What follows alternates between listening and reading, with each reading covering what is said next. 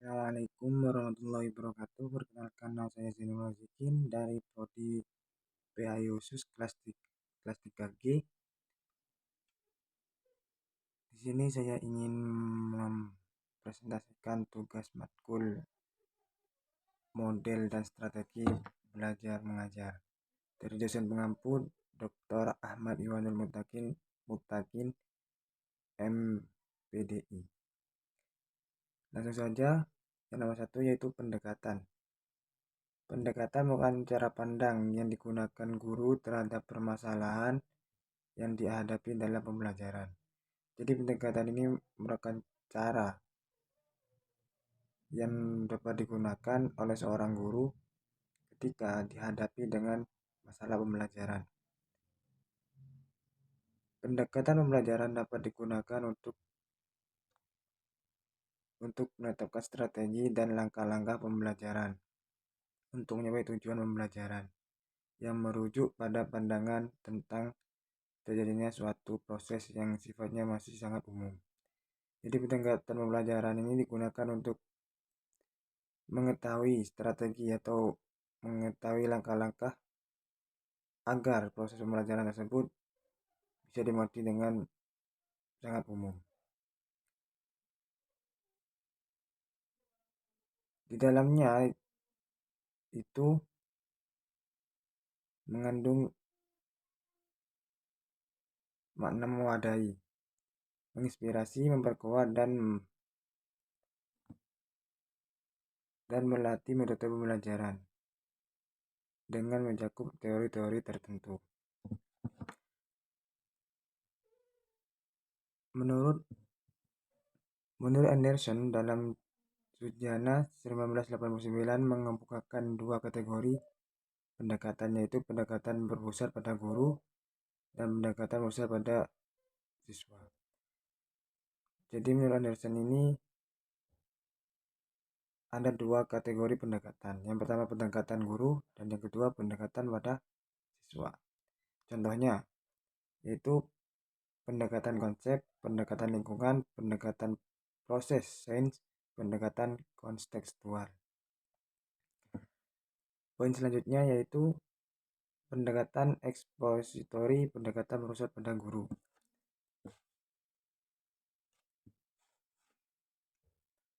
Melalui pendekatan ini, pengajar dapat menyampaikan materi sampai tuntas. Pendekatan ini lebih tepat digunakan apabila jenis bahan belajar yang bersifat informatif, yaitu berupa konsep-konsep dan prinsip-prinsip dasar yang perlu dipahami pembelajar secara pasti. Jadi pendekatan ekspositori ini sangatlah cocok atau sangatlah tepat untuk digunakan apabila jenis belajar tersebut bersifat informatif. Apa informatif itu yang berupa konsep atau dasar-dasar prinsip seperti itu. Pendekatan ini juga tepat digunakan seandainya jumlah pembelajar dalam kegiatan belajar itu relatif banyak. Jadi pendekatan ekspositori ini pendekatan yang tepat juga digunakan apabila peserta didik atau pelajar itu banyak. Selanjutnya pendekatan inquiry. Pendekatan inquiry ditunjukkan kepada cara belajar yang menggunakan cara penelaahan atau pencarian terhadap suatu objek secara kritis dan analisis. Jadi pendekatan inquiry ini lebih cocok untuk kegiatan belajar yang menganalisa atau peneliti atau semacamnya itu. Warga belajar diminta untuk dapat mengungkapkan sejumlah pertanyaan secara sistematis terhadap objek yang dipelajarinya sehingga ia dapat mengambil kesimpulan dari hasil informasi yang diperoleh. Jadi warga belajar atau peserta didik itu diminta untuk mengungkapkan suatu pertanyaan yang kepada salah satu objek terhadap secara pertanyaan sistematis ke objek yang dipelajari sehingga peserta didik tersebut memperoleh informasi atau kesimpulan darinya. Yang nomor 2 yaitu model. Model pembelajaran adalah pembelajaran yang mendeskripsikan kegiatan guru peserta siswa dalam mewujudkan kondisi belajar atau sistem lingkungan yang menyebabkan terjadinya belajar pada siswa. Jadi model ini adalah pembelajaran atau pembelajaran yang mendeskripsikan guru peserta didik di dalam mewujudkan kondisi belajar. Sementara itu, Joy et al. 2000 mengemukakan bahwa model pembelajaran merupakan kerangka berpikir yang mengarahkan seseorang merancang dan melaksanakan pembelajaran di kelas, serta membimbing siswa belajar di kelas sehingga belajar mengajar lebih terarah. Jadi Joy et al. Ini mengemukakan bahwa model atau model pembelajaran itu merupakan kerangka. Kalau manusia itu seperti tulang yang bisa mengarahkan atau menggerakkan atau membimbing siswa kepada pembelajaran yang lebih terarah. Model pembelajaran pada dasarnya merupakan bentuk pembelajaran yang tergambar dari awal sampai akhir yang disajikan secara khas oleh gurunya. Jadi model pembelajaran ini adalah salah satu dasar yang dibuat oleh guru untuk bentuk pembelajaran terhadap siswa dan tersusun rapi dari awal sampai akhir. Contohnya yaitu satu, model pembelajaran berbasis proyek. Yang kedua, model pembelajaran siklus belajar, dan yang ketiga, model pembelajaran tour game turnamen. Selanjutnya yaitu yang nomor 3, strategi. Weingulo menjelaskan bahwa strategi pembelajaran adalah rencana dan cara-cara membawakan pembelajaran agar segala prinsip dasar dapat segera terlaksana dan segala tujuan pembelajaran dapat dicapai secara efektif. Jadi sini Weingulo menjelaskan kalau strategi pembelajaran adalah rencana atau cara untuk membawa pembelajaran agar segala aspek atau segala dasaran atau segala prinsip-prinsip dapat segera terlaksana, dan untuk tujuan pembelajaran dan segala tujuan pembelajaran itu dapat dicapai secara efektif. Dan untuk menentukan pembelajaran ada beberapa komponen, yaitu tujuan pembelajaran, guru, peserta didik, materi pembelajaran, metode pembelajaran, media pembelajaran, dan faktor administrasi dan finansial. Yang dimaksud faktor administrasi dan finansial ini misalnya seperti jadwal pelajaran dan kondisi ruang belajar. Wina Sanjaya 2008 mengemukakan bahwa strategi pembelajaran adalah sebuah kegiatan pembelajaran yang harus dikerjakan guru dan siswa agar tujuan pembelajaran dapat dicapai secara efektif dan efisien.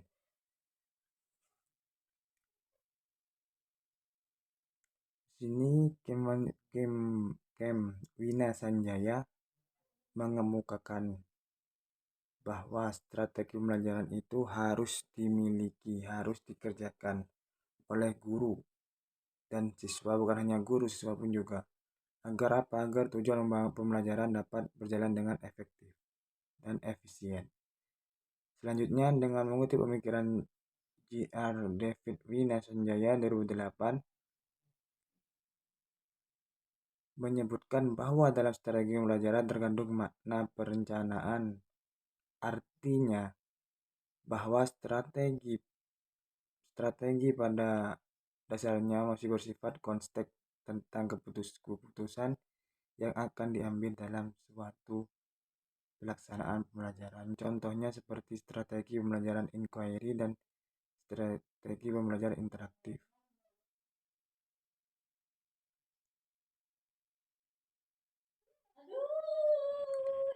Yang nomor 4 yaitu sekarang metode. Metode dalam konteks pembelajaran adalah kumpulan prinsip yang terkoordinir untuk melaksanakan pembelajaran. Sedangkan konsep pembelajaran, model diartikan sebagai cara-cara menyajikan suatu pelajaran pada situasi tertentu. Jadi metode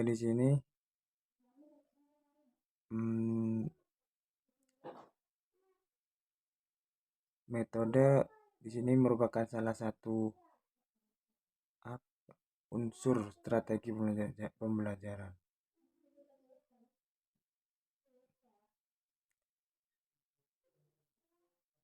Metode dalam konteks pembelajaran adalah kumpulan. Jadi di sini metode dalam konteks pembelajaran itu adalah kumpulan prinsip yang terkoordinir atau tertata untuk melaksanakan pembelajaran.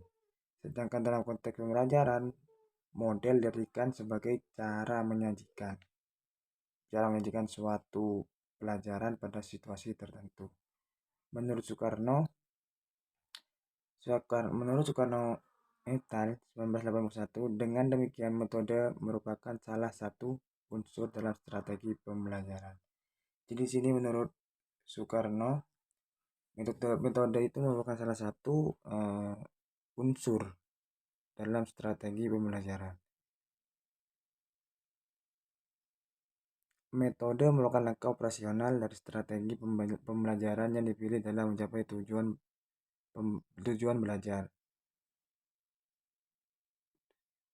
Sehingga bagi pengajar dalam menggunakan suatu metode pembelajaran harus disesuaikan dengan jenis strateginya. Strategi akan digunakan, ketepatan penggunaan suatu metode akan menunjukkan fungsional strategi dalam kegiatan pembelajaran. Jadi di sini metode ini harus sinkron dengan strategi pembelajaran.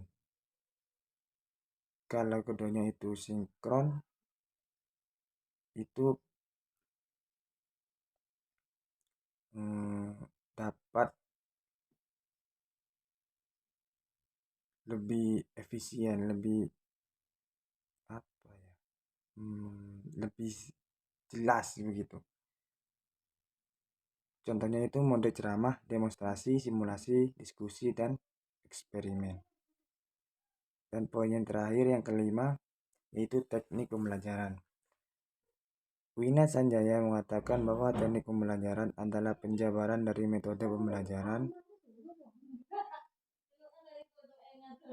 Jadi Wina Sanjaya ini mengatakan bahwa teknik pembelajaran adalah penjabaran dari metode pembelajaran. Jadi teknik pembelajaran ini adalah gambaran atau penjabaran atau penjelasan dari metode pembelajaran. Teknik adalah cara yang dilakukan oleh seseorang dalam rangka mengimplementasikan suatu metode. Jadi pengertian teknik ini adalah cara yang dilakukan oleh seseorang dalam rangka mengimplementasikan suatu metode. Teknik pembelajaran diartikan sebagai cara yang dilakukan seseorang dalam mengimplementasikan metode secara spesifik. Misalkan, pengguna metode ceramah pada kelas dengan jumlah siswa yang relatif banyak membutuhkan teknik sendiri yang tentunya secara teknis akan berbeda dengan penggunaan metode ceramah pada kelas yang jumlahnya siswanya terbatas. Demikian pula dengan penggunaan metode diskusi, digunakan teknik yang berbeda pada kelas yang siswanya tergolong aktif dengan kelas yang siswanya tergolong pasif. Dalam hal ini, guru pun dapat berganti-ganti teknik meskipun dalam koridor metode yang sama. Contohnya yaitu perbedaan metode ceramah di kelas dengan perbedaan metode diskusi pada kelas aktif dan pasif. dan perbedaan metode eksperimen berdasarkan lingkungan. Baik, sekarang poin terakhir yaitu perbedaan. Pendekatan adalah seperangkat asumsi atau sudut pandang terhadap pembelajaran teori pembelajaran. Sedangkan model yaitu penerapan suatu pendekatan kerangka konseptual. Strategi merupakan mengatur penggunaan metode rencana pembelajaran. Metode adalah implementasi strategi, cara yang digunakan untuk mencapai strategi, mencakup teknik. Teknik yaitu implementasi metode secara spesifik, trik untuk mencapai tujuan. Sekian presentasi dari saya. Kalau ada salah ucap saya minta maaf sebesar-besarnya. Assalamualaikum warahmatullahi wabarakatuh.